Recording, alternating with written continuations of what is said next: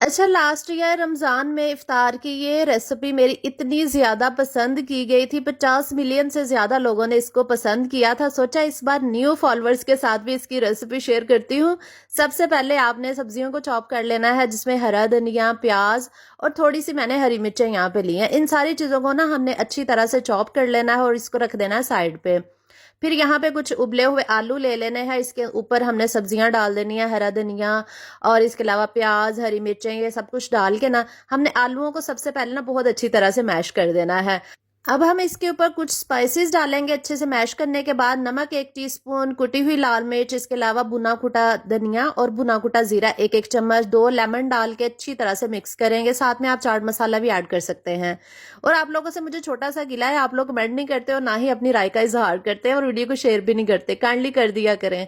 अच्छा, उसके बाद उबले हुए आपने आलू ले लेने हैं और इनको ना सेंटर से कट कर देना इस तरह से। ये देखें, सेंटर से कट कर दें और हार्ड बॉयल ही आपने यूज करने हैं।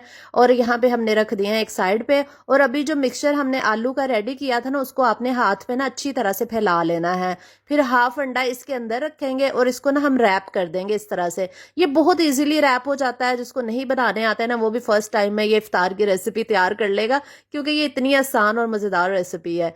ये देखिए, हमारे इसी तरह तमाम बॉल्स यहाँ पे रेडी हो गए हैं। अब आपने 1 कप बेसन लेना है, इसके अंदर नमक, लाल मिर्च पाउडर और थोड़ा सा हल्दी पाउडर डाल के ना अच्छी तरह मिक्स कर लेंगे पानी डाल के। और इसका लिक्विड सा बैटर तैयार कर लेंगे इस तरह से। ये देखें, ये बिल्कुल स्मूथ सा बन गया है।